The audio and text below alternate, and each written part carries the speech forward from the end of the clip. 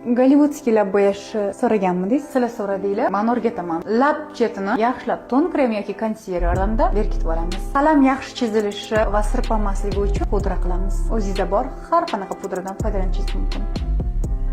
Lab va tag qismini tekis qilib chizib olamiz. Yumaloq emas, tekis. Arka kupidonini belgilab olamiz. Labni pastini pastga, yuqori tomonini yuqoriga qarab bo'yaymiz. Shunda burchaklari ingichka bo'lib birlashadi.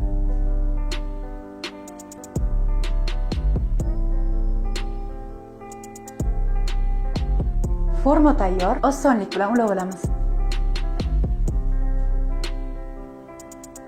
Qalamimizni yotqizgan holatda ichkariga qarab to'ldirib chiqamiz.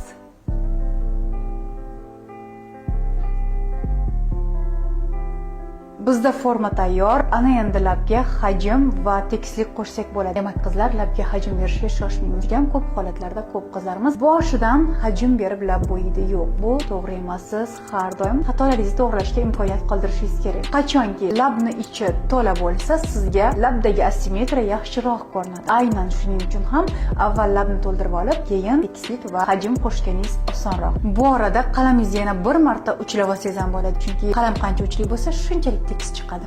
Uzun va qattiq harakatlar qilmaymiz. Mayda-mayda borib keladigan uzuk harakatlar qilamiz. Bir necha marotaba borib kelamiz.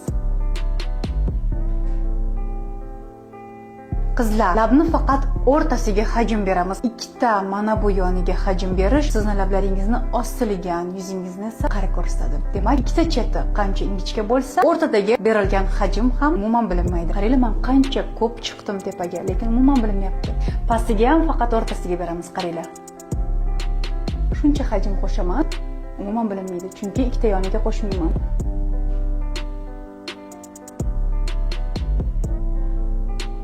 Labni tekislayotganimizda birdaniga hajm berib ketishimiz mumkin.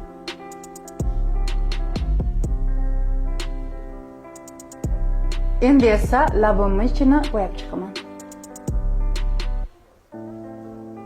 Nafaqat bunaqa to'q ranglarda ushbu texnika har qanday nudovoy va och ranglarda ham qilishingiz mumkin. Labinglar juda ham ob'yomli chiqadi va bundan tashqari tekis va chiroyli ko'rinadi.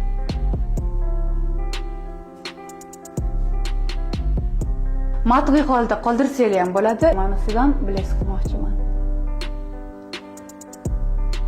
Flower Snaps'dan shunaqa bordoviy blesk qildim.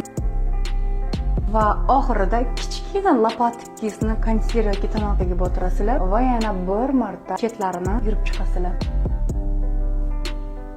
Voila, Gollivudskiy lablaringlar tayyor. Asosiy qoidalarni sanab o'tamiz. Birinchisi, hajmni labni faqat o'rtasiga beramiz. Ikkita chetiga esa hajm iloji boricha bermaymiz. Ikkinchi qoida, juda ham tekis chizish uchun uzun va botirib chizish kerak emas, balki kalta mayda shtrixlarda qayta borib kelish kerak. Undan keyingisi, labni formasini aniq-tiniq ko'rish uchun avvaliga labni to'ldirib bo'yab olish kerak. Xo'sh, sizda Gollivudskiy lablar o'xshadimi? Bu videoni hech kimga yubormang. Aks holda hamma labni to'g'ri bo'yashni o'rganib oladi. Keyingi videoda nimani o'rganishni xohlaysiz?